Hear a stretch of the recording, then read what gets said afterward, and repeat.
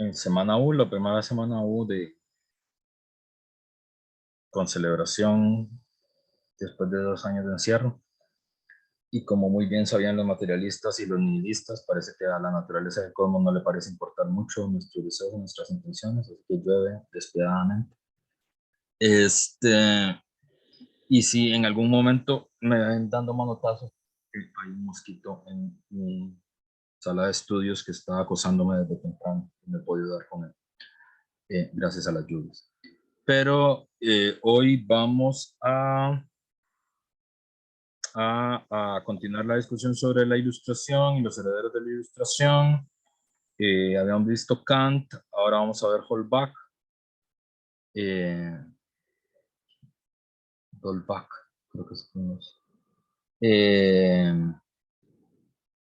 Pero antes vamos a hacer un calentamiento. Entonces, ustedes van a ir bueno, esta es la lectura que vamos a ver hoy, que es un fragmentito de la función de las representaciones religiosas, que es un fragmento del sistema de la naturaleza, y es donde está concentrado la interpretación de Dolbach sobre ciencia, pero vamos a hacer un calentamiento primero en mediación. Ustedes tienen este documento, pregunta para 24, que es un artículo. Ustedes lo van a leer y luego van a responder la pregunta generadora, que es: construya una respuesta posible que daría Holbach después de leer esta noticia. Eso es, entonces tienen que construir cuál es la posible respuesta que daría el varón de Holbach si estuviera vivo y si leyera ese artículo. ¿Entendido? Hagan así para saber que entendieron lo que tienen que hacer. Y como es una cosa corta, vamos a darle 20 minutos. Yo creo que en 20 minutos o menos ustedes lo resuelven. Pero digamos, para dar pie a la interpretación de este autor, que es, como ya les había dicho, la variante francesa de la ilustración, que fue la que más recibimos nosotros, de hecho, la que más impactó sobre América Latina. Entonces vamos a hacer eso. Voy a ponerle pausa aquí. Bueno, entonces, brevísimo. Alondra, Ariel, Eva, Gabriela, Delgado, que hubiera dicho el varón de Holbach con ese artículo.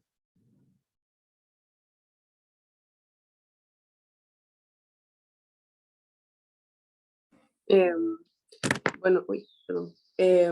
Yo dije que probablemente no estaría tan sorprendido, que más bien probablemente estaría como, no sé, un poco consternado, un poco deprimido de que nada haya cambiado desde que escribió su texto. Sí, no sé si quieren decir mis compañeros lo que dijeron.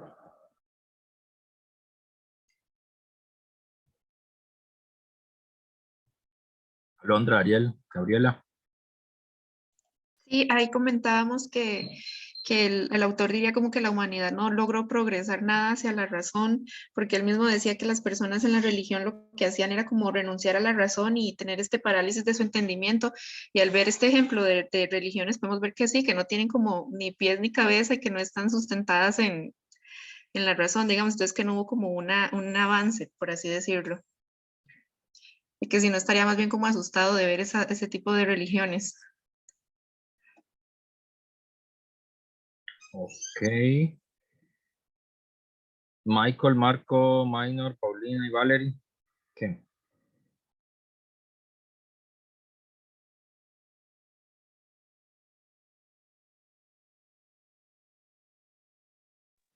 Entonces no se lo escuchó, se cortó, perdón. Éramos nosotros, bueno, no escuché. Se me corta la imagen. ¿Me están escuchando bien?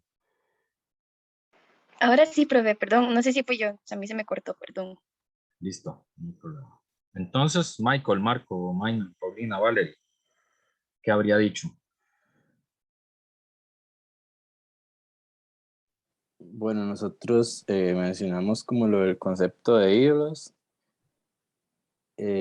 como bueno, como de dotar de ciertos atributos a los personajes y que me remitían como a cierta superioridad.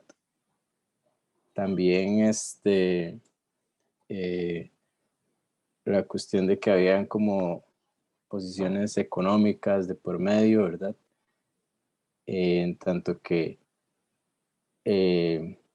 al ser como de estas religiones más actuales que el texto, obviamente, parece haber como una estructura a pesar de que hay diferentes características culturales y geográficas inclusive, pero parece haber como una manera de operar similar que destaca Holbach en el texto.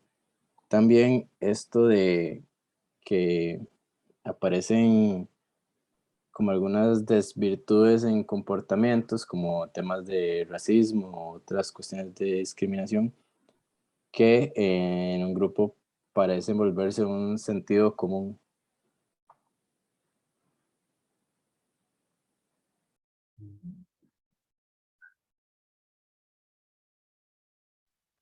Ok. No Y sé si sí, alguno del grupo quería decir algo más. Básicamente lo mismo, igual que el grupo anterior, creo que estaría muy de acuerdo con que ejemplificaría su texto con estas semi-religiones. No sé, que es muy curioso, ¿verdad? Lo de los líderes en general ah, básicamente eso sí es que creo que Michael ya le dijo todo lo que habíamos pensado, pero sí estoy de acuerdo con que lo utiliza como un ejemplo de lo que le está diciendo en su texto. se te oye cortado, Valeria, yo apenas te escuché. Perdón, sí, yo creo que tengo un internet pésimo, pero sí, Ahora sí, estaría, ahora sí se te ah, escuchó bien, pero o sea, tu intervención se oyó cortada. Eh, perdón, pero sí, que estaría de acuerdo más que nada, que utilizaría lo que vimos ahorita en el artículo. Holbach lo utilizaría como un ejemplo de lo que él está mencionando en su texto, básicamente. ok. Cinta, Manuel, José y Gerudi, ¿qué produjeron ustedes? Bueno, básicamente sacamos como tres ideas principales. Eh, la primera de ellas era que la razón no se podía convertir en nuestra guía porque se encontraba opacada o rezagada en un segundo plano con respecto a las tradiciones religiosas, que estas, aunque fueran carentes de fundamento o contradictorias o irracionales, se seguían por deber y no tanto por convicción. Y al final también mencionamos el tema de que los seres humanos preferían que les dijeran qué hacer porque era más fácil en comparación a reflexionar y razonar sobre cuáles eran las decisiones que más nos convenían desde la parte ética, digamos. Y yo quería agregar también, no sé Adelante, si, Gerudi. ok, no, bueno, esto de las religiones y todo eso no es como nada nuevo y no creo que vaya a terminar muy pronto, ¿verdad? Por más textos que hayan en contra de eso, porque ya desde los babilónicos, ¿verdad? Estaban hablándole de dioses a los griegos, están la religión del sol, el cristianismo primitivo, eh, las religiones medievales y luego todas las vertientes del cristianismo y el catolicismo. Pero pues sí, como dijo Valerie, prácticamente eso que leímos en mediación es como evidencia todo lo que aparece en la lectura de Holbach, ¿verdad? Todas estas cosas. Y de hecho, este autor en varias páginas resalta, sin parafrasear, dice que la base de la religión es la ignorancia. Entonces, pues sí, como esa lectura de mediación sí es como para evidenciar lo que dice el autor. Ok, la mayoría. Lo que hicimos también, perdón, Perdón, Cintia, disculpa. Adelante. perdón, ahí lo que hicimos fue también como contraponer el texto de Kant, ¿verdad? Contra Holbach, ¿verdad? En el que podemos ver que tienen dos ideas de la ilustración también, no diferentes, pero sí como en Kant las personas actúan más por convicción propia, con esa ansia de salir de esa minoría de edad a la que está atada, y como en este texto pues podemos ver que las decisiones son más guiadas por un asunto religioso, por una creencia, ¿verdad? Y no por la razón, básicamente. Ok, está bien. Entonces, yo veo un problema. Les devuelvo la pregunta a todo el grupo, y la pregunta holbackiana que yo haría es la siguiente, que es, vamos a usar la pizarra. Después de que el varón de Holbach viera, porque digamos la mayoría de ustedes se inclinó por la idea, que creo que lo que dijo Ale, lo que dijo Cynthia, creo que también lo que dijo Eva, serían ilustraciones del texto, ¿verdad? Yo la pregunta que haría es la siguiente, que es la que puse en el chat. ¿Por qué son sectas?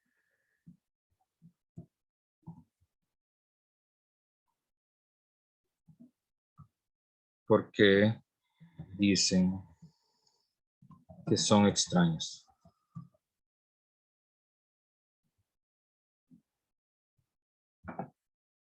Esta es la pregunta que yo les haría de vuelta, ¿verdad? El texto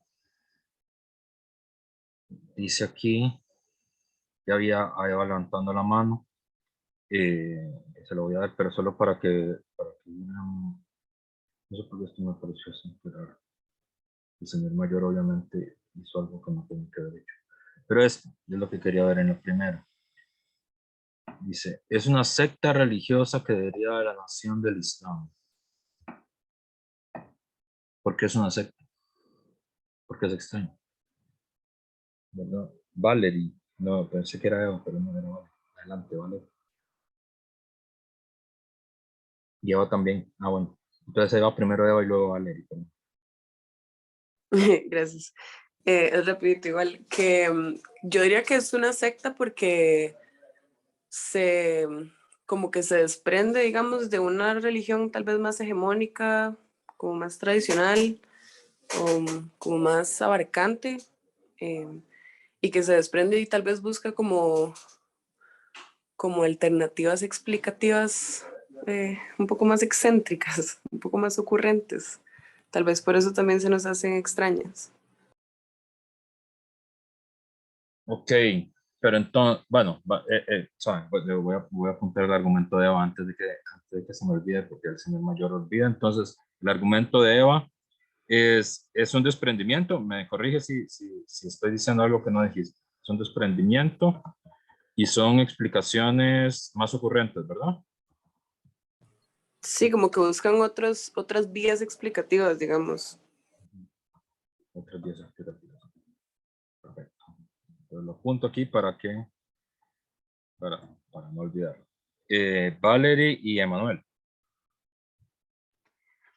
A ver, son sectas porque me recuerda igual a lo que decía Holbach en el texto, que es que las personas con autoridad buscan como conservar a las personas en los pensamientos que ya estaban antes, si no me equivoco, algo así decía, digamos, como los pensamientos o las ideas que ya estaban impuestas. Entonces, secta religiosa es mucho más sencillo como colocarse o infundir cierto poder o cierto prestigio a una idea que ya estaba infundada. Y se hace extraña porque quizás sí, es una idea, digamos, como que parte de una idea ya conocida, pero como que se deriva a otro extremo un poco más drástico, como la que decía ahí, o quizás la que son un poco más Hay una más extraña que tiene un montón de subdivisiones rarísimas, entonces que uno, inclusive quizás que tiene esa idea, se le hace extraño por lo mismo, porque sí está bien parte de una idea original o una idea base, pero después empieza a hacer como muchas cosas de la misma, no sé si me explico, como muchas ramas de la misma, por ejemplo, como digamos, qué sé yo, hasta se ponen a decir que por su religión van a ser racistas o van a hacer ciertas eutanasias o van a hacer ciertas X o Y cosas por su, qué sé yo, cristianismo, entonces, o porque todo tiene que ser blanco o lo que sea, digamos, cogiendo una idea general del texto. Entonces, como que es una secta por lo mismo, porque parten de esta idea de gente que se siente asumida por estas personas poderosas que saben cómo implementar esta idea base. Ok, Por lo entonces menos eso es lo que yo pienso. para Valerie, la palabra son sectas por la intensidad de la devoción. ¿Te entiendo? ¿Entiendo la idea? Quizás sí, quizás sí, por la intensidad que existe hacia esa idea principal de la religión que tendrán. Saben Ok. cómo implementarla. Entonces Valerie dice que es por la intensidad con la que se implementa. Ok. Y Emanuel y Cintia también habían tomado la palabra. Sí, yo diría que son sectas porque, bueno, el autor mencionaba que ellos veían la sociedad como un campo de batalla en el que solo habían enemigos. Entonces, parte de la secta es como la no identificación con los otros. O sea, los otros no son seres humanos, son diferentes a mí y por lo tanto son una amenaza. Y eso se veía ejemplificado en el artículo que acabamos de leer, donde los negros no se reconocían con los blancos. O sea, eran como otra edad ajena a ellos y que por lo tanto no eran merecedores de los mismos derechos que ellos tenían.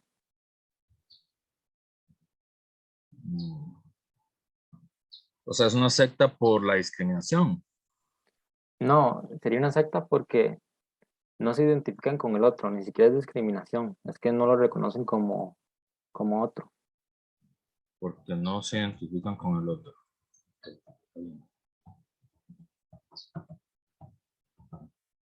Y finalmente, Cintia.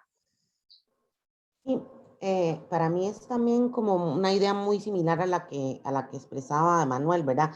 Es un sector, es una separación para mí, digamos, como un desgajo ahí que existe de la parte humana, que es diferente tal vez de la mía, que no es similar, digamos, como a la que yo tengo, hablando como parte de esa ideología, de esa sociedad de la religión, básicamente.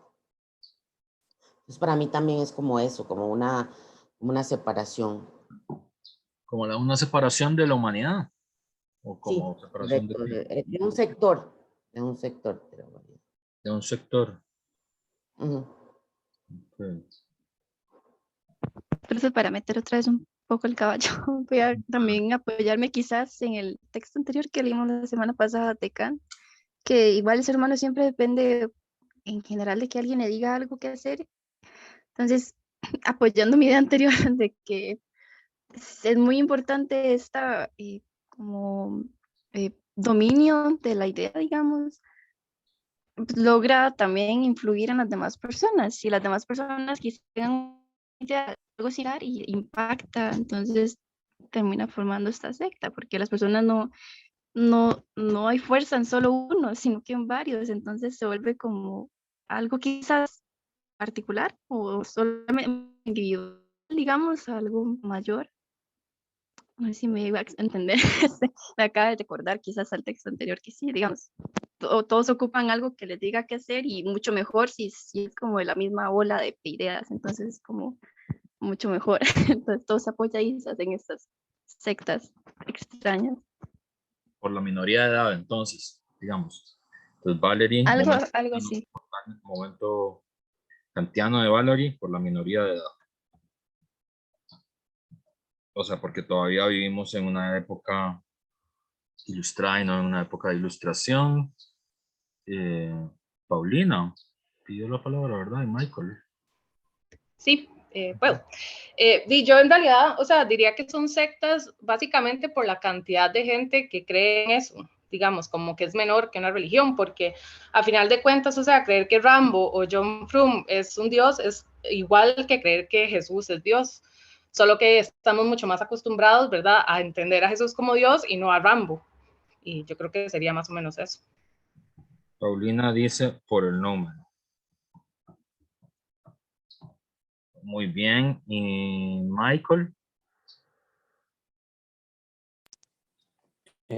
Bueno, aunque ahora dije como algo sobre un sentido común, ¿verdad? Que parecía ser como parecido en todas. Ahorita repasando como el texto, veo que más bien Holbach diría como que serían sectas en tanto que parecen obviamente extravagantes o extraños, como menciona el otro texto, y que esto se debe a que parece haber, bueno, es esto de verlos extraños y o raros ya dice algo que va como en contra de lo que estamos habituados o lo que nos parece común.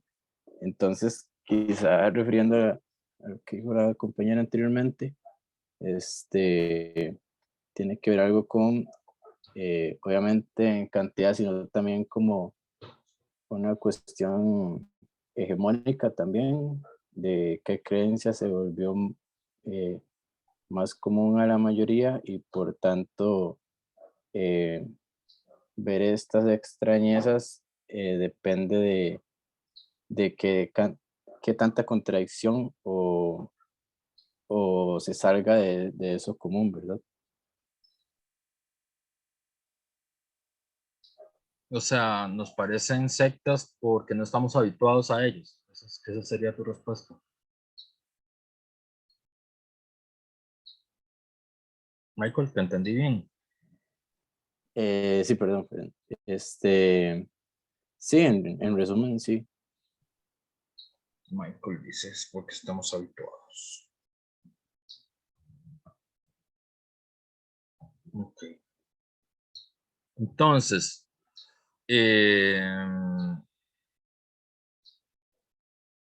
aquí tenía...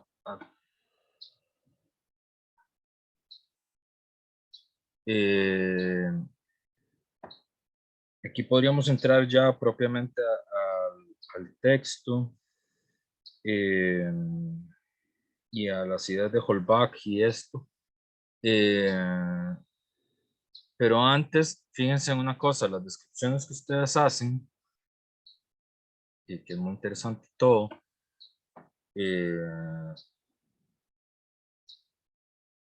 uno podría, digamos, responderlas, problematizarlas, por ejemplo. Eva dice, es porque es un desprendimiento, que le decimos secta, ¿verdad? Pero el cristianismo es un desprendimiento del judaísmo, y no le decimos secta, ¿verdad? No hablamos de la secta cristiana, ni la secta católica, no se llama así.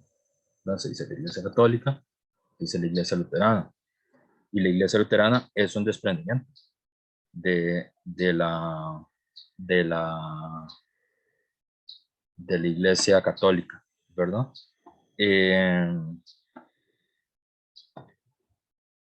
Y porque al final las iglesias se desprenden de algún lado, ¿verdad? Entonces habría un problema ahí, ¿verdad? Que es eso, ¿por qué le decimos sectas a esto y no al judaísmo, no al cristianismo, no al luteranismo, ¿verdad? Luego habría otro problema, que es las vías explicativas. Yo no sé si han visto, hay un gran, no crean que el profe, ¿cómo decirlo? Estos son ejemplos que el profesor intenta hacer para conectarse con las jóvenes generaciones, no es que va a ser demasiado tiempo viendo televisión, es todo con ejemplos puramente pedagógicos. ¿Se han visto esta serie de la saga Marvel? Se llama Loki, que es el hermano de Según la saga es el hermano de Thor, ¿verdad? Entonces hay una serie que trata de él. Y hay uno de los episodios donde él está discutiendo sobre el origen del universo. Es una serie, o sea, es graciosa, pero es como muy inteligente, digamos, como la parte metafísica. Porque la tesis de ellos es que, ay, no me acuerdo cuál es la tesis que aparece, pero lo que quiere decir es, ¿qué es lo que tiene de diferente las explicaciones de cualquiera de estos, de dónde vienen los negros, ¿verdad? O la explicación de que los hombres vienen del maíz, por ejemplo, que es la explicación que tiene el Popol Vuh, o que el mundo se creó en 7 días, ¿verdad? O que cuando el mundo se estaba creando, el faraón ya estaba viendo el mundo creándose, ¿verdad? Entonces, si uno lo piensa con detalle, es por qué esas explicaciones nos parecen curiosas y no las que nosotros tenemos. O sea, ¿qué es lo que las hace extrañas? ¿Qué es lo que las hace curiosas? ¿Verdad? Porque las nuestras también, también son curiosas, ¿verdad? Y eso en esta serie de Loki es muy divertido, porque hay un debate sobre eso en relación a cuál es el origen del mundo, ¿verdad? Y luego, la intensidad, ¿verdad? Y la identificación con los otros, ¿verdad? Y bueno, si uno habla de la intensidad, uno podría decir, todos los años, no sé, centenares de miles de personas en el país desfilan el 2 de agosto. Y eso es un momento muy intenso de la vida social costarricense. De hecho, es tan intenso que para muchas mujeres jóvenes en el país es el primer momento que pueden pasar la primera noche sola, fuera de la casa, ¿verdad? Que es el 2 de agosto, el Día de la Virgen. Y es muy intenso la devoción. Es decir, la devoción puede ser tan intensa en el catolicismo, en el judaísmo, en el islamismo, que en cualquiera de estos. No parece estar asociado a la intensidad, ¿verdad? Y de hecho parece que la religión necesita algo de intensidad en general para que funcione. Y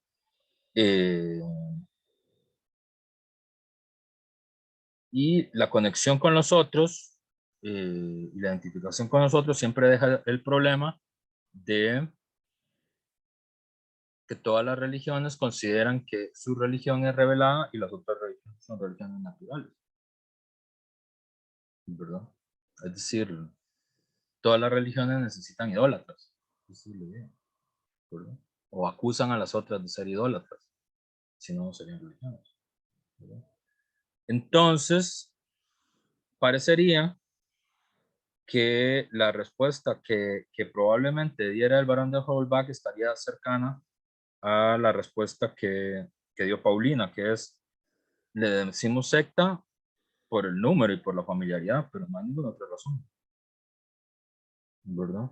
Es decir, la pregunta, o a mí me parece, que probablemente el barón de Holbach, viendo eso, lo que le hubiera llamado la atención es, ¿por qué le decimos extrañas y por qué le decimos sectas si es que todas son así? Esta sería la pregunta, porque el gran punto de él, que es la cosa que es más polémica, y esto es diferente a Kant, efectivamente, cuando Cintia dice que es diferente a Kant, igual que es diferente a Kant, es diferente a Kant, efectivamente, este es el punto de diferencia entre la ilustración francesa y la ilustración alemana. La ilustración alemana, digamos, el espacio de la religión juega un papel importante, ¿verdad? En la vida privada. Esa es, digamos, la diferencia con la mirada que tiene la ilustración alemana, es que la religiosidad efectivamente tiene que salir de la esfera pública, de la esfera de la definición política, pero juega un papel muy importante en la vida privada de los seres humanos y juega un papel muy importante en la moralidad de los seres humanos, porque para Kant, digamos, uno de los elementos que podríamos llamar utópicos centrales de Kant estaría en que aunque no podemos pensar a Dios, ¿verdad? Porque eso está por fuera de la razón pura, no podemos actuar como Dios, no podemos ser, digamos, nuestra razón práctica no nos permite actuar como actuaría Dios, ¿verdad? Digamos, no tenemos esa capacidad moral. Sí podemos, o más bien, cada vez que representamos a Dios en el arte, lo representamos como un ser humano. Y eso es un indicativo de que aunque no lo podamos concebir y aunque no podamos alcanzar su moralidad, deberíamos actuar como si pudiéramos. Esa es la ilustración alemana, ¿verdad? Entonces, digamos, aunque, bueno, como la chismografía, los chistes filosóficos, normalmente dice que Kant saca a Dios del mundo y luego lo vuelve a meter por la ventana.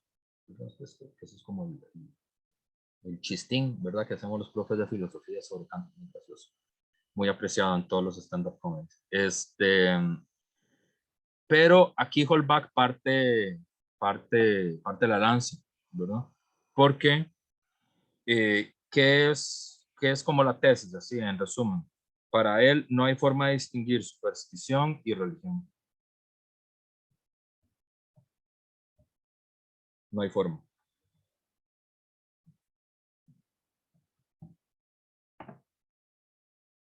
¿Verdad? Ese es la lanza que parte, ¿verdad? Es decir, la religión es superstición. Digamos, se acercaría más a la respuesta que da Paulina, ¿verdad? Es decir, le decimos así porque no estamos habituados, pero es una imprecisión, ¿verdad? Es decir, todas las religiones son sectarias, para Holbach, todas las religiones son supersticiosas, todas las religiones son inventadas, esa es la otra cosa, y todas las religiones son manipuladoras. Entonces, y todas las religiones están en función de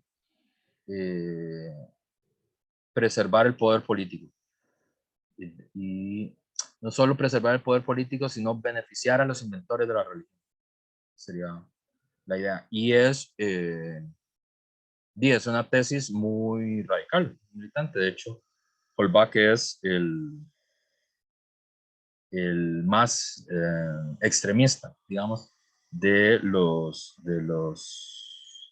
intelectuales de la Ilustración francesa. Y en general, ustedes van a ver que en todos los manuales de filosofía se tiende a distinguir entre, ya vi la mano levantada, Ariel, ya te paso la palabra, solo déjame terminar la idea, porque si no, la olvido. Hay una distinción, se tiende a hacer una distinción entre el iluminismo y el materialismo, una distinción que hace Abanyano, por ejemplo, porque hay una distinción que tiene que ver con que el iluminismo en su versión como más posh, diría yo, más, como digamos, como los más aplaudidos, digamos, los que más se citan, pues, que son Voltaire, ¿verdad? Por ejemplo, es el que más se aplaude, Voltaire, es como el modelo del libre pensador francés, ¿verdad? Voltaire era un poco más moderado que Holbach, ¿verdad? Y no necesariamente los iluministas profesan un materialismo militante, sino que se inclinan por una descripción del mundo natural que se atenga a los hechos, eso sí, y que le concedan lo menos posible a las hipótesis metafísicas. Pero sí plantean que este es el punto, ¿verdad? Si uno quiere saber cómo, bueno, ¿qué es lo que tiene diferente Voltaire de Holbach, ¿verdad?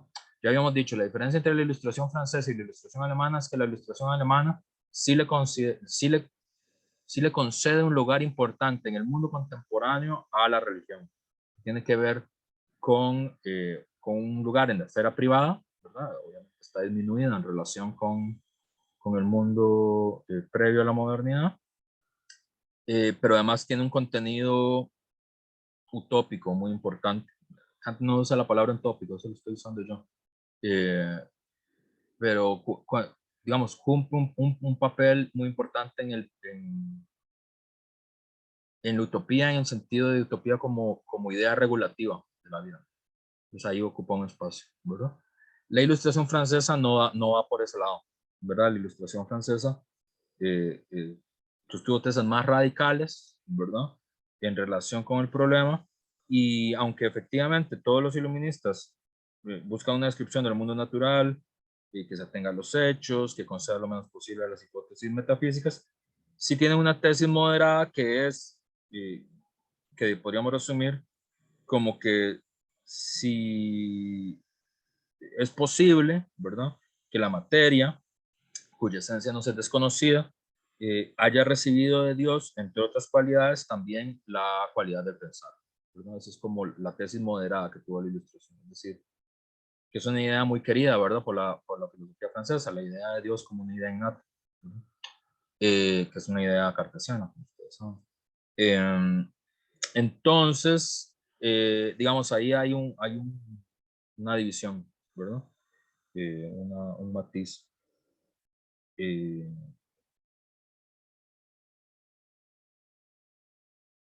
Y ese matiz es eso, digamos, Voltaire o los iluministas plantean que, bueno, que puede ser que como que desconocemos el origen de la materia, puede ser que Dios la haya dotado de pensamiento como una de sus cualidades. Puede ser. En cambio, para Holbach no es así, ¿verdad? Es decir, no hay vínculo entre estas tesis metafísicas y nuestra actividad, ¿verdad? Entonces, la gran hipótesis de él es la igualación entre la superstición y la religión. Sí, Ariel, ahora sí. Adelante.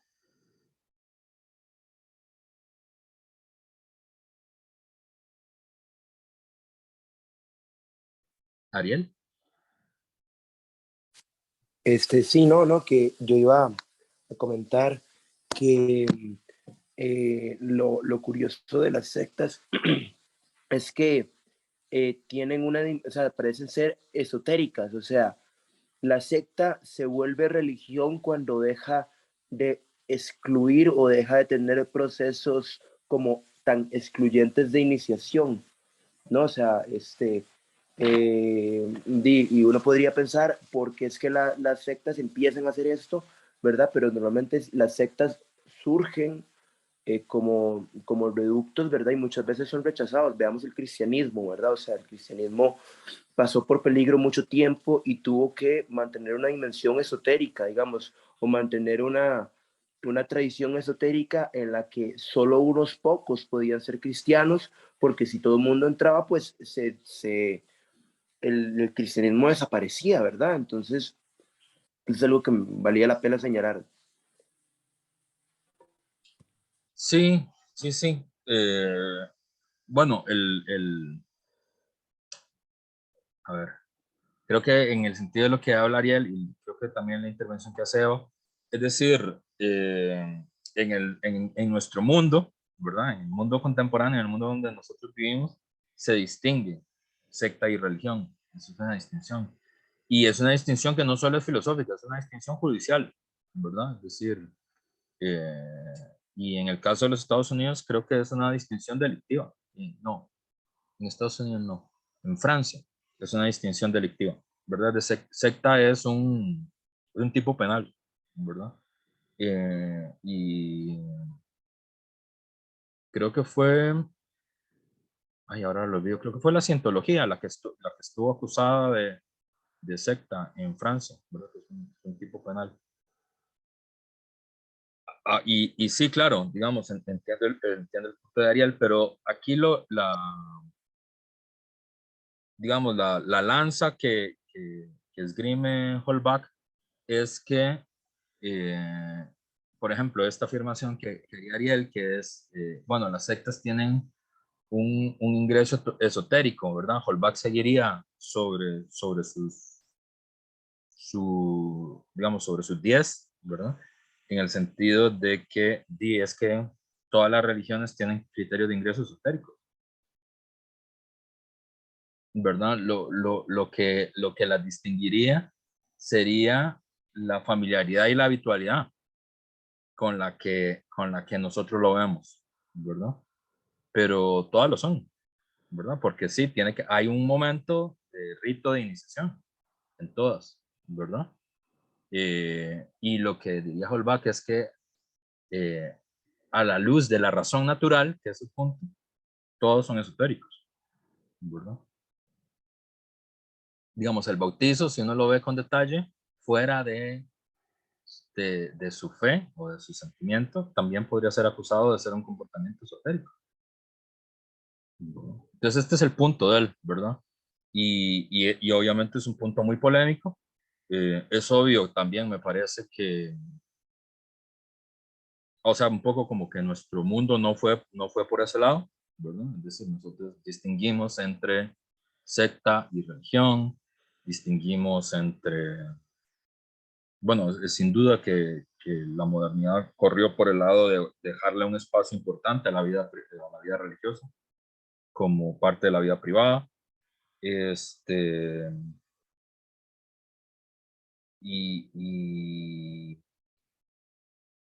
Y no sé, o sea, salvo Holbach y salvo algunos autores así como, ¿quién podría estar en esa onda? Eh, ¿Cómo se llama? Este publicista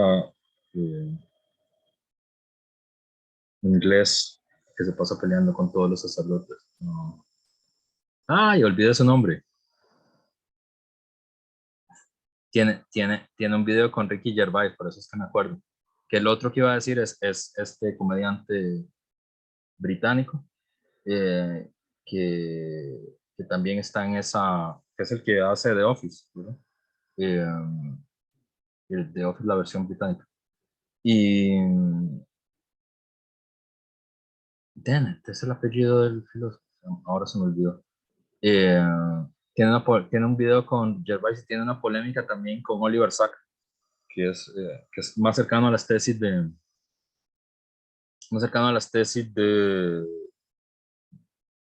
Voltaire, un poco. No, más cercano. Digamos que no es un ateísta militante. Pero digamos, yo creo que eso sería lo primero que uno tendría que distinguir, que es Holbach y Diderot, ¿verdad? Son de las expresiones filosóficas de la Ilustración que propondrían organizar un partido de la incredulidad, ¿verdad? Es decir, es la organización política de los incrédulos. Entonces, y de hecho lo hicieron, ¿verdad? Y financiaron una larga lista de panfletos, digamos, antirreligiosos, anticlericales en la Francia previa a la Revolución Francesa. Holbach más en primera línea, Diderot más de acallado, pero también en la misma línea. Y la otra cosa sería que ¿quién dijo eso? Michael.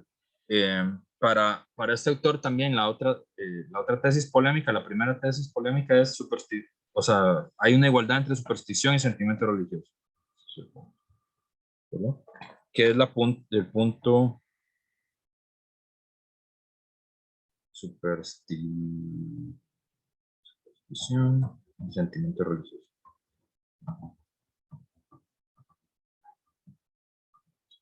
Que a mí me parece que es un poco el corazón del ateísmo, ¿verdad? Como experiencia filosófica. Y la otra es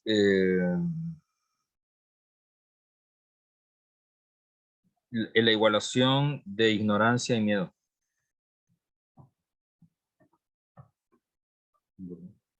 Es decir, para Holbach, ignorancia y miedo, que es una cosa que nosotros normalmente distinguimos, él no la distingue, ¿verdad? Entonces, la ignorancia y el miedo son el mismo sentimiento. Y de ese sentimiento brota la religión. Esta es la tesis. Y es muy polémico, obviamente, pero a mí me parece importante porque, bueno,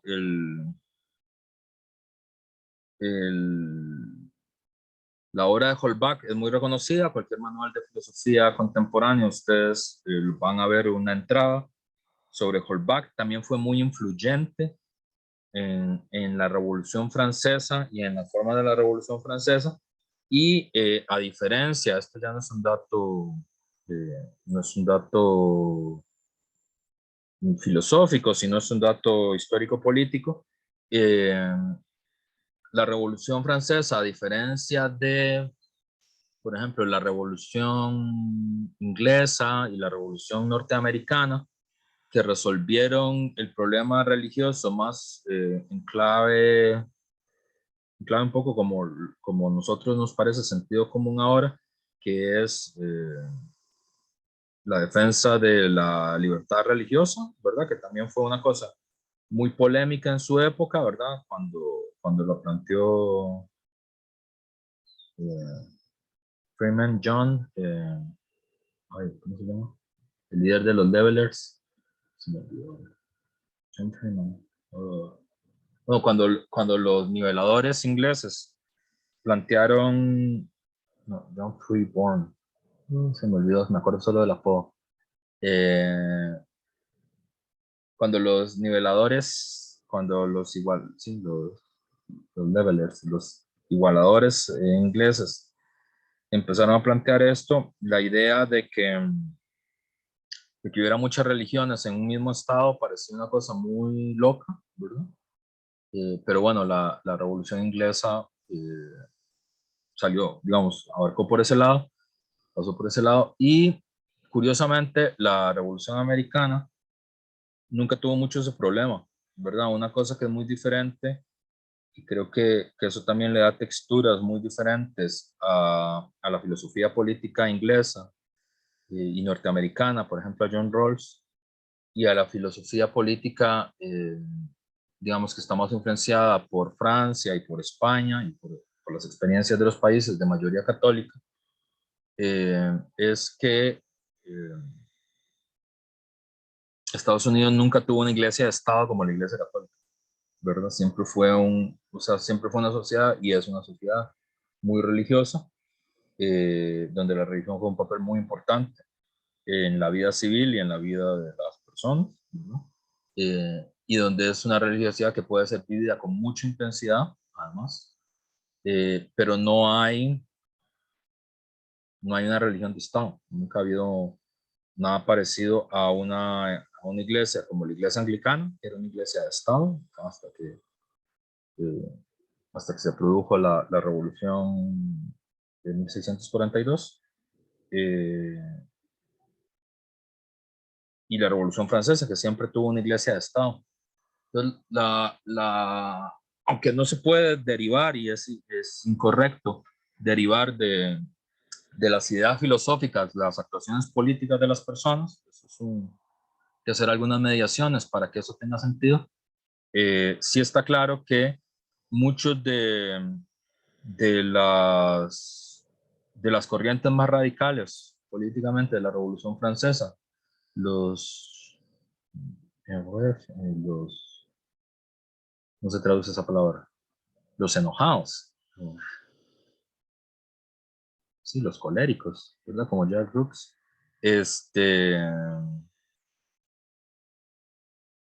sí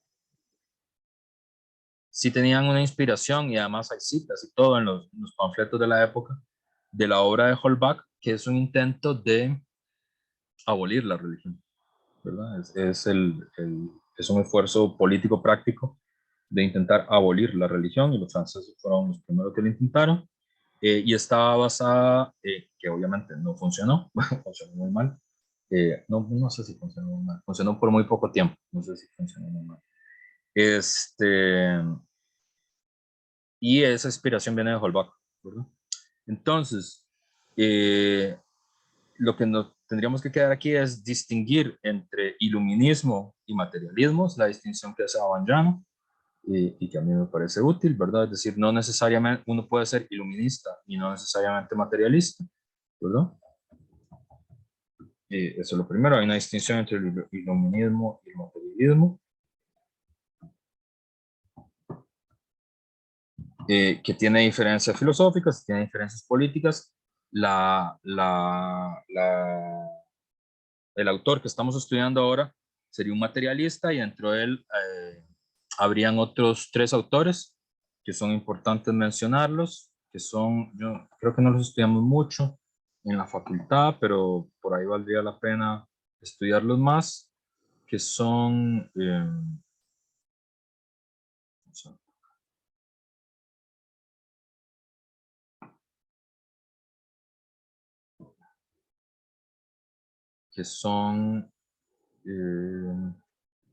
la Metodi, que tiene un libro muy interesante que se llama El hombre máquina.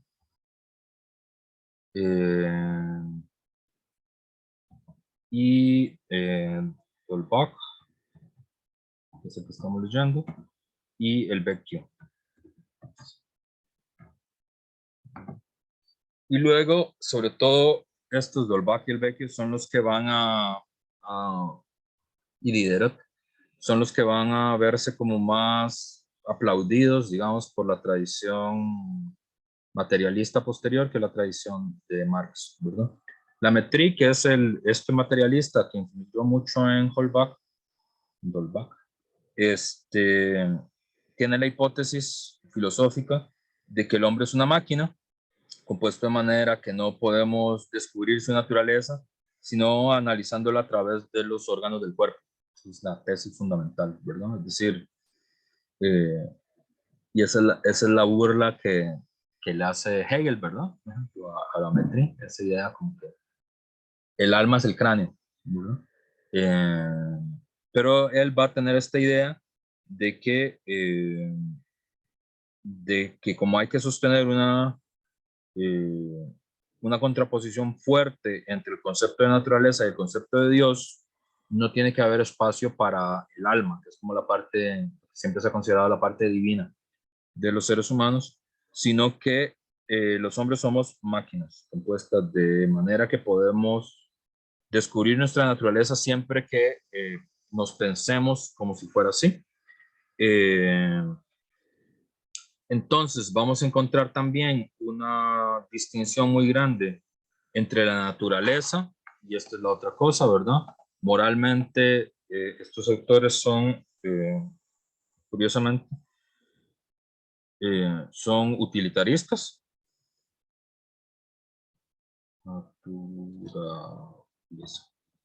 Son utilitaristas, es decir, uno de los grandes argumentos de Holbach, ustedes los habrán visto, es que la religión no es útil. Ese es el punto de él. Desde el punto de vista utilitario, la religión es un gasto de energía, es un gasto de recursos, es un gasto de esfuerzos. Es decir, que él no le ve ninguna utilidad a la religión. Aunque no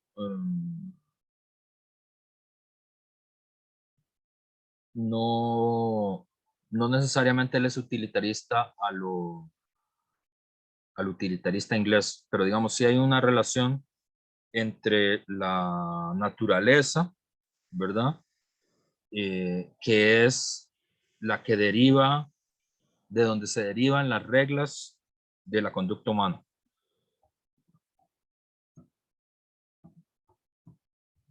¿Verdad? Es decir, para él el comportamiento humano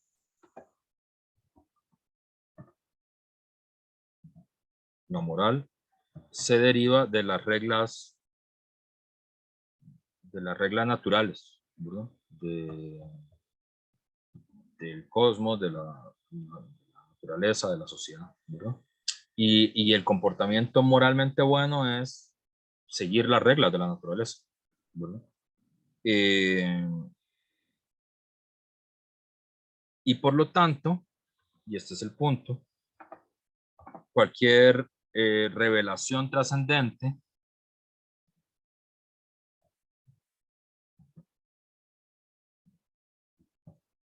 sería, y por lo tanto, toda tradición religiosa, porque toda tradición religiosa tiene una revelación trascendente,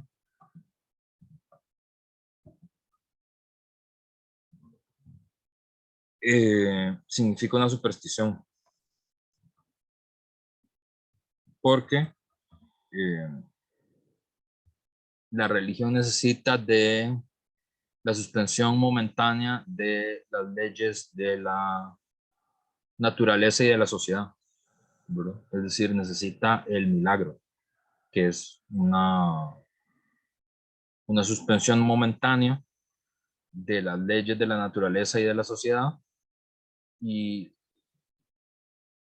creer o promover o defender que es posible suspender momentáneamente las leyes de la naturaleza y de la sociedad es supersticioso, ¿verdad?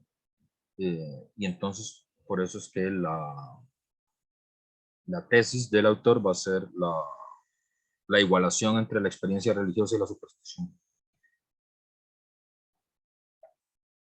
Perdón, profe, Evidentemente, digo, la igualdad entre la experiencia religiosa y qué, perdón, que no lo y escuché. superstición. O sea, la experiencia Ah, religiosa es supersticiosa siempre. ¿Por qué? Porque supone que hay milagro, ¿verdad? ¿Y qué es un milagro? ¿Verdad? Un milagro es la suspensión momentánea y voluntaria de las leyes de la naturaleza y de la sociedad. Es un milagro, ¿verdad? Y por lo tanto, de aquí ustedes ya habrán derivado de un poco la metafísica materialista. Hay un principio de causalidad súper fuerte, ¿verdad? No es un principio de causalidad débil, sino que es un principio de causalidad súper fuerte, que tiene que ver con la legalidad del mundo y de la materia, ¿no? Todo tiene causas, esas causas son explicables, y por lo tanto, ¿verdad? Aquí un viejo debate, no hay libre albedrío, ¿no? ¿Verdad? Libre albedrío, la idea del libre albedrío es una ilusión, ¿verdad? Ustedes saben que, bueno, si no lo saben, se lo señalo, esta idea, la idea del libre albedrío, primero, es una de las ideas más absolutamente queridas por la civilización contemporánea, ¿verdad? Es decir, aunque no conozcamos la palabra, todo el mundo está a favor de eso, es de las cosas más preciadas, más íntimas, y ahí sí también, desde el punto de vista penal, más protegidas del mundo contemporáneo. Y es una idea que viene desde muy atrás en la historia del pensamiento occidental, ¿verdad? Muy depurada también por el cincel filosófico, digamos, del cristianismo, ¿verdad? Ahí uno de los grandes para construir ese concepto es sin duda San Agustín, ¿verdad? La ciudad de Dios y las confesiones, ¿verdad?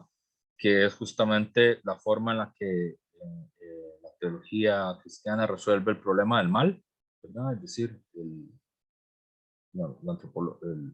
digamos, la mirada como filosófica del cristianismo está sentada sobre una cosa, lo vamos a ver más adelante. Cioran le fascinaba eso y es realmente fascinante. Y Cioran y Paul Ricoeur también. El cristianismo está sentado sobre una antropología fascinante, totalmente fascinante, que es la antropología de la caída, ¿verdad? Del pecado original.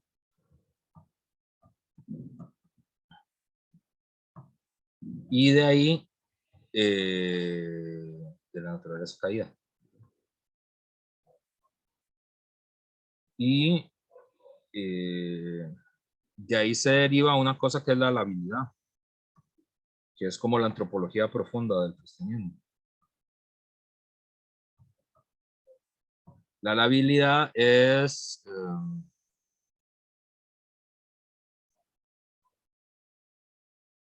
como esta expresión creo que es una canción de salsa. Dice que esa idea de que uno no está hecho de madera, ¿verdad? Creo que hay una canción que se llama así. Una canción de salsa, por cierto. Pero esa canción de salsa expresa bien esa idea de la labilidad. El sentido de que los seres humanos estamos hechos de carne, ¿verdad? Somos cuerpos, estamos hechos de carne y la carne es lábil. Que lábil no quiere decir débil, como a veces se traduce o se entiende, sino que quiere decir que estamos como pandeados para el lado malo, ¿verdad? O sea, como que nos inclinamos en las decisiones a tomar la decisión mala, ¿verdad? Pero no quiere decir que estemos determinados a tomar la decisión mala, sino que hay una esfera que es el libre albedrío, que es un regalo de Dios, ¿verdad? Que nos permite decidir. Al final nosotros decidimos, ¿verdad? Decidimos si decidimos bien, si decidimos mal, si elegimos el pecado, ¿verdad? Aunque sabemos que o sea, no siempre elegimos la libertad o la verdad, porque somos lábiles. Esa es la idea. Y es una cosa que, bueno, los efectos políticos y personales probablemente son indeseables y han sido indeseables para muchas personas mucho tiempo, incluyendo Holbach. Pero si uno hace una especie de paréntesis e intenta ver como lo que filosóficamente significa, es fascinante, ¿verdad? Lo que quieren transmitir. Y bueno, la idea del libre albedrío, que es una idea originalmente cristiana, luego tiene una importancia muy importante ya en el proceso de su secularización, y de hecho hoy lo consideramos un derecho humano fundamental. La idea está judicializado, inclusive constitucionalizado. Pero, y esto es tal vez una de las cosas que le quita, que le quita feeling, que le quita buena prensa al materialismo, ¿verdad? Es que en esta versión, obviamente, el libre albedrío es una ilusión, no hay libre albedrío, ¿verdad? Hay causalidad. Esa idea del libre albedrío, eso es una ilusión o es una mentira, y lo que nosotros tenemos son causalidades fuertes, venidas de la naturaleza y venidas del cosmos, ¿verdad? En ese sentido, ¿verdad? Retrotraen a la tradición materialista más griega, ¿verdad? Más fuerte de Epicuro y de Demócrito, ¿verdad? En el sentido de, digamos, la muerte no es ningún destino, ninguna voluntad, sino que es un efecto de la naturaleza, que es algo sobre lo cual no tendríamos que asustarnos, ni tener miedo, ni tener previsiones, porque finalmente cuando morimos ya no somos, ¿verdad? Y hay una cierta legalidad que le permite a uno saber que es un destino que todo el mundo tiene que cumplir.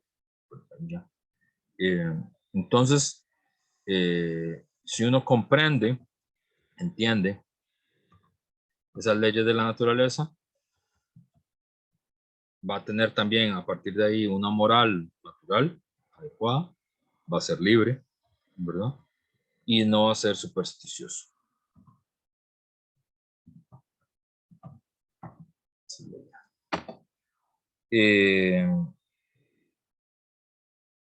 Y por eso es que, digamos, la ignorancia y el miedo son en el fondo sentimientos iguales para Holbach.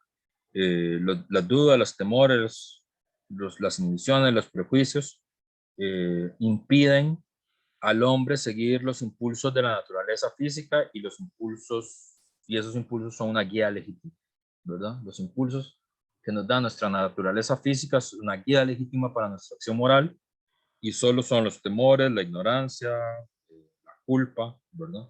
La que podría desviarnos en relación con eso. Y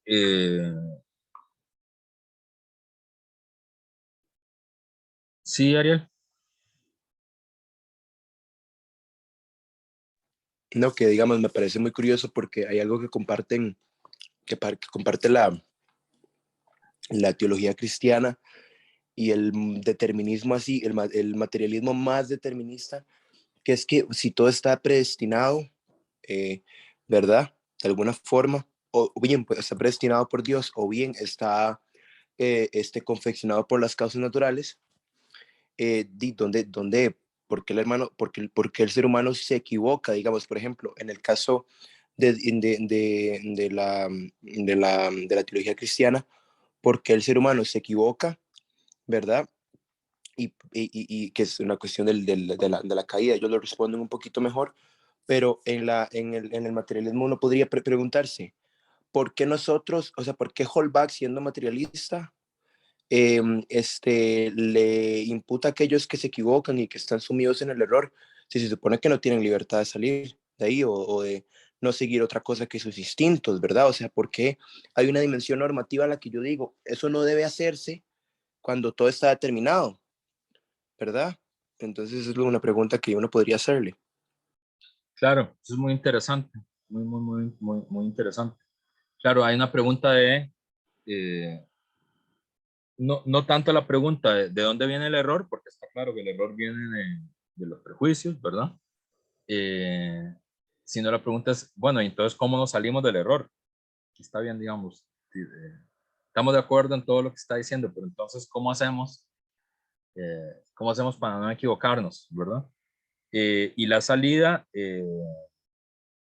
es una salida elitista, ¿verdad? Es decir, hay un elemento ahí muy digamos, hay un primer elitismo como entrada de la ilustración que tiene que ver con la distinción entre los que saben y los que no saben, ¿verdad? Eso es muy fuerte, siempre en el materialismo tipo Holbach, ¿verdad? Hay masas ignorantes y prejuiciosas, ¿verdad? Que se dejan engañar y que en algunos textos uno puede inclusive interpretar como que Holbach ve como que disfrutan ser engañados, ¿verdad? En algunos, o sea, como los textos con más manija, uno que le queda esa sensación de la lectura. O sea, no necesariamente lo que ustedes leyeron en el otro libro. O sea, alguna vez sería bueno, si pueden leer Sistema de la Naturaleza, es un texto muy interesante, pero creo que no hay seminarios sobre eso en la facultad. Entonces, salvo que alguien los ponga a leerlo, o ustedes se lo lean por su cuenta, no lo van a leer. Sí, sin duda. Hay una cosa elitista que tiene que ver con los que saben y los que no saben. Y claro, también está la otra pregunta de, bueno, el que no sabe y se equivoca es porque tiene una causa natural que lo está impulsando hacia ahí y no podría haber actuado de otra forma, ¿verdad? Por eso es que la salida parece que es una salida como un poco como individual, ¿verdad?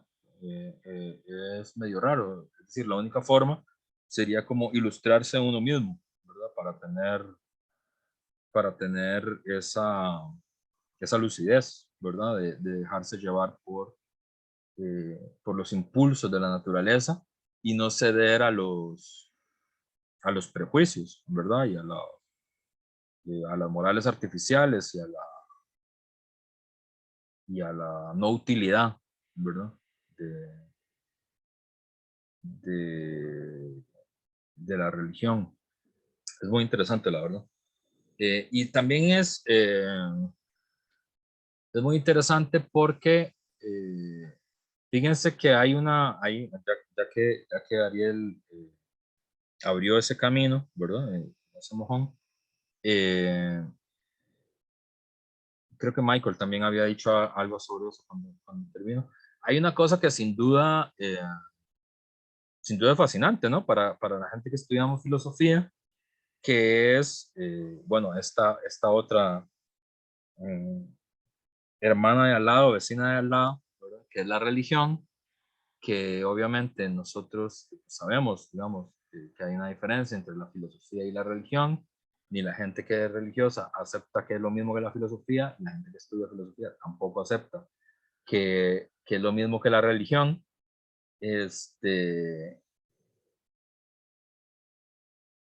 claro, a las personas que no son religiosas y no les gusta la filosofía, sí creen que es como lo mismo. Que es vacilón eso. Sí compartimos, ¿verdad? Como un grupo de preguntas, ¿verdad? Hay como, hay como una línea de preguntas que uno puede decir, bueno, la religión intenta responder eso y la filosofía intenta responder lo mismo, pero en otros términos, pero las preguntas son como las mismas, ¿verdad? Que es la pregunta por el origen, por la causa, por el sentido, ¿verdad? Son ese tipo de preguntas. Las preguntas son las mismas, nada más que están respondidas con herramientas distintas, ¿verdad? Pero bueno, el Holbach va a ser, yo no sé si ustedes lo vieron, es un razonamiento que a mí me parece muy llamativo porque es un razonamiento que solo se lo conozco a él, que es este movimiento, ¿verdad? Es decir, la razón por la cual no deberíamos ser religiosos y la religión debería ser abolida es porque no es útil. Esa es la idea, ¿verdad? Hay una parte de la lectura, vamos a ver, donde dice,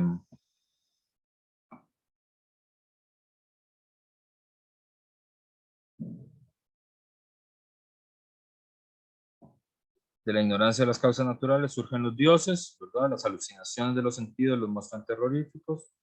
No, aquí. Es esta parte. No menos insidiosos son los prejuicios que ciegamente alimentan a los hombres respecto de sus gobiernos. Las reales bases del poder le fueron todas ignoradas por los pueblos. No se atrevieron a exigir felicidad de sus reyes, cuya misión debió haber sido precisamente proporcionárselas.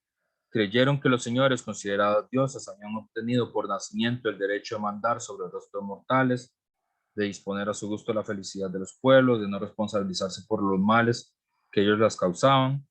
Consecuencia necesaria de tales creencias fue que la política degenerase en el arte funesto de sacrificar la felicidad de todos a las locuras de un individuo y de un puñado de rufianes privilegiados. A pesar de los prejuicios que sufrieron, los pueblos veneraron a los ídolos que ellos mismos habían creado y hasta adoraron con insensata reverencia los instrumentos de su propia miseria, ¿verdad? Entonces, aparte, adoraron los instrumentos de su propia miseria, ¿verdad? Es decir, creo que ahí luego sigue. Obedecieron sus injustos requerimientos y prodigaron sus vidas, su sangre y sus lágrimas a fin de satisfacer el orgullo de tales ídolos. Su concupiscencia jamás fue apagada y sus continuas extravagancias, ¿ves? Aquí también aparece la idea de extravagancia. Sin reflexionar más, prodigaron sus vidas, ¿verdad? Entonces hay una hipótesis fuerte que es la religiosidad, la religión es inútil en el sentido utilitario, o sea, no hay ninguna utilidad en, en eso, ¿verdad? Y la gente prodiga sus recursos, sus vidas en satisfacer a estos ídolos. Y eso es muy interesante, es una tesis, digamos, fuerte del materialismo, pero hay otro autor que también es materialista, por cierto, Eric Wolf, que es uno de los grandes antropólogos norteamericanos, tiene un libro que se llama Los Campesinos, un libro, es tal vez uno de los estudiosos más importantes del siglo XX sobre la vida campesina.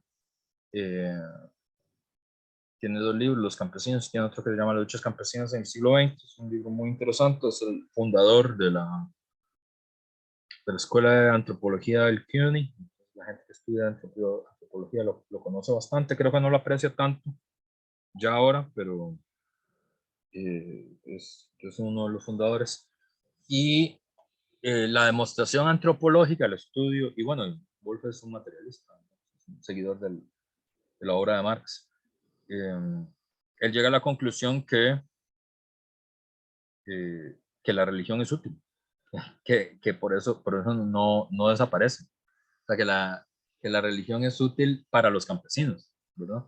Es decir, sería como una tirada de guante a Holbach, porque él dice que y esto es muy interesante, que en los pueblos donde se han constituido, es un estudio empírico, pueblos donde se han constituido iglesias e instituciones religiosas tienden a tener mayor productividad de trabajo, ¿verdad? Aunque tengan que sacrificar algo de tiempo social y de tiempo y de producto de su trabajo a la iglesia, en general son pueblos más productivos, digamos, no, que los pueblos que no han desarrollado estas instituciones religiosas tienen menos productividad del trabajo, ¿verdad? Y es muy interesante, porque lo que él dice es que, y sería un buen argumento en contra de Holbach, y que los seres humanos somos seres simbólicos, ¿verdad? Y que no tenemos solo relaciones utilitarias. Esa sería la respuesta probablemente más dura de responder para Holbach, ¿verdad? Es decir, nosotros somos seres simbólicos, entonces necesitamos sellar con simbolismo nuestras relaciones sociales, ¿verdad? Entonces por eso la celebración del nacimiento, la celebración de la fertilidad, la celebración de la vida adulta, el, el, el despido, el adiós a quien muere, el recuerdo de los que ya murieron y sin embargo queremos que sigan estando con nosotros, son elementos claves de la vida en sociedad y que los seres humanos estamos dispuestos a gastar dinero, recursos, tiempo en eso, a veces inclusive cantidades notables de tiempo, ingreso y recursos. ¿Por qué? Porque da una sensación de comunidad, de vida comunitaria, de estar vinculado a algo, ¿verdad? Vinculado a algo y vinculado a un pasado y vinculado a un futuro, ¿verdad? Y eso es muy útil para los seres humanos, ¿verdad? Más útil que qué sé yo, que la productividad media de la tierra. Eso no quiere decir, obviamente, que los campesinos no se enojen cuando les parece que es desproporcionado el peso del peso del lazo religioso. Entonces eso se tiende a tener unos efectos políticos. La tesis de Wolf, que es el primero que yo leí, en eso es un estudio viejo, no es un estudio moderno, que la razón del éxito de las religiosidades evangélicas, pentecostales en Guatemala, antes de que la gente empezara a estudiar eso y antes de que alguien notara que los indígenas estaban dejando de ser católicos y estaban empezando a cambiar de religión, es porque es más barata. O sea, porque el rito es más barato que el rito católico. El rito católico es muy caro. Sobre todo si ustedes alguna vez han ido a Guatemala y han pasado una Semana Santa en Guatemala o en El Salvador, los ritos religiosos de Semana Santa son muy impresionantes, muy hermosos, muy notables y carísimos, ¿no? O sea, para las comunidades son carísimos. Pero no quiere decir que abandonen los ritos. Solo quiere decir que puede ser que si es demasiado caro les parezca razonable encontrar uno más barato, ¿verdad? Pero que cumpla con las mismas posibilidades, ¿verdad? Pero por lo menos para Holbach, digamos, eso sería, sería un comportamiento como ignorante al final. Entonces, para ir terminando la clase, de estos autores vamos a retomar o retener varias cosas que sí tienen en común, tal vez para que recapitulemos el esfuerzo que hizo Valerie, ¿verdad? Y Valerie y Cintia, de decir, bueno, ¿qué onda con la ilustración entonces? ¿Verdad? Porque ahora la clase que viene, la de Adorno, es preguntarse, bueno, ¿y nosotros qué con la ilustración? ¿Eso qué? ¿Sigue funcionando? ¿No sigue funcionando? ¿Estamos a favor? ¿Estamos en contra? ¿Todo lo contrario?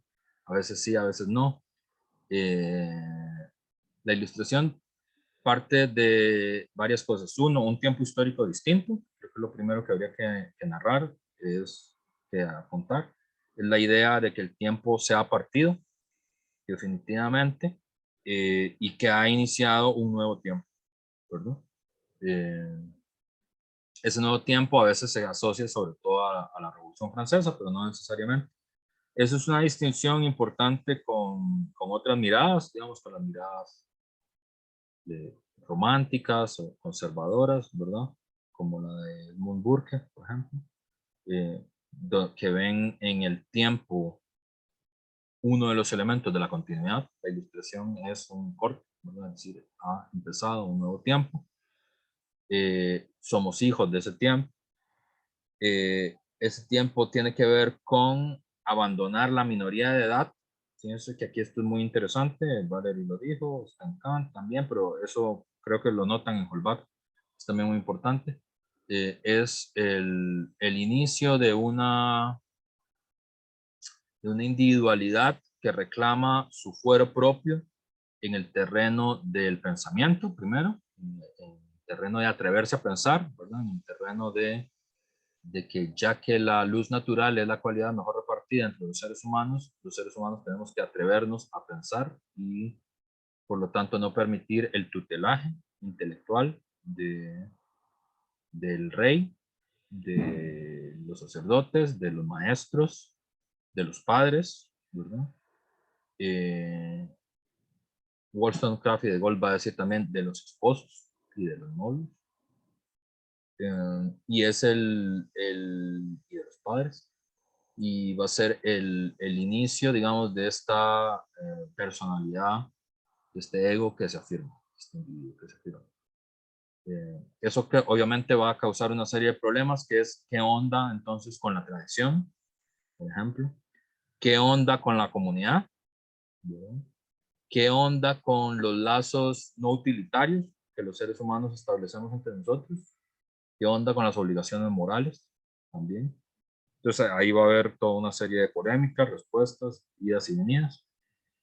Hay una conexión obvia con la ciencia y con la tecnología, ¿verdad? Es decir, uno de los elementos que le dio mucha fuerza, digamos, a la ilustración es su conexión con la ciencia de su tiempo. De hecho, muchos de estos señores eran científicos, ¿verdad? De hecho, Holbach en la enciclopedia, que escribió muchos artículos sobre la enciclopedia, escribió sobre filosofía, escribió el sistema de la naturaleza, pero muchas de sus entradas eran sobre ciencia técnica, ¿verdad? Sobre química y sobre mineralogía, creo que fue lo que él estudió. Entonces son entradas más famosas en la enciclopedia, pero lo mismo con Kant, ¿verdad? Kant también, que eso también se estudia poco. Yo creo que, bueno, yo eso lo estudié con Guillermo Coronado, no estoy muy seguro con quién se estudia ahora en la facultad.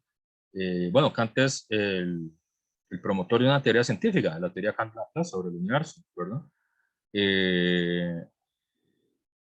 Y juega un papel muy importante, digamos, la defensa de la ciencia como el saber que debería transformarse en el saber legítimo del mundo contemporáneo por encima de todos los otros saberes que podríamos tener, la intuición, conocimiento poético, el sentido común, el,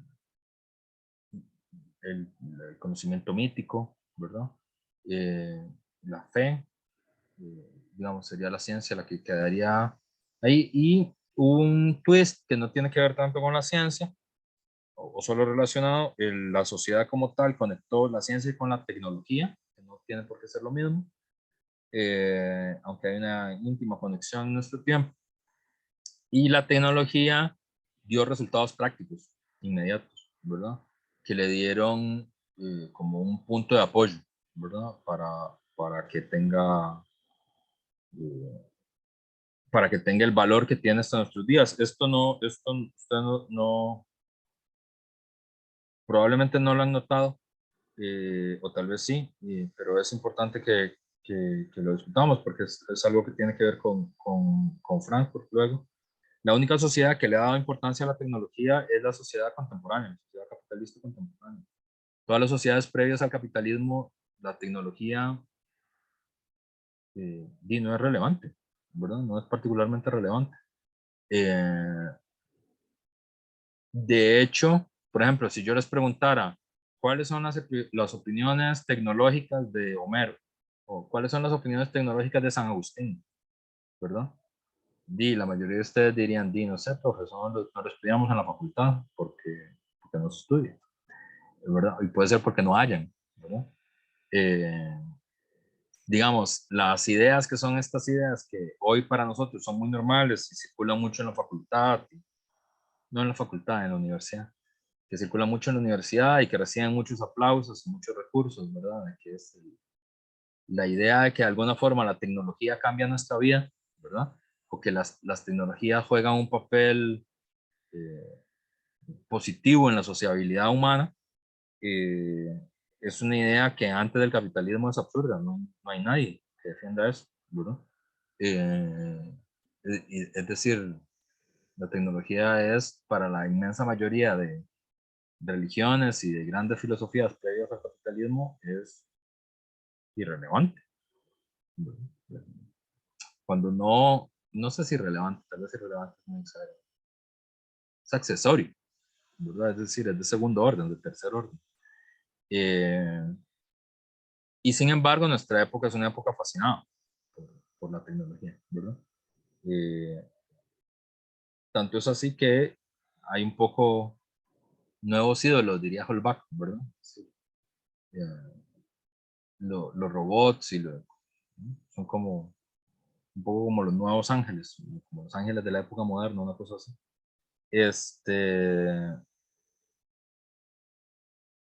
Y eso dio una ventaja relativa, pero entonces la próxima clase vamos a ver eso. ¿Qué sucede con la época de la razón? Si es verdad que la razón es la facultad más importante que los individuos tenemos. ¿Qué pasa si llevamos hasta las últimas consecuencias las tesis de la ilustración? Si seguimos esta idea kantiana de que no es una época ilustrada, sino que es una época de ilustración. Entonces, bueno, ¿qué pasa si llevamos la ilustración hasta al fondo de la experiencia? Y eso es lo que vamos a ver con Adorno, con Molina Petit, con Achille Mbembe, con Lyotard, cómo vemos nosotros esa herencia. Entonces vamos a quedar por aquí, son las 10:50 y nos vemos el viernes. Voy a parar ahora la grabación. Hasta luego, profe. Chao. Gracias.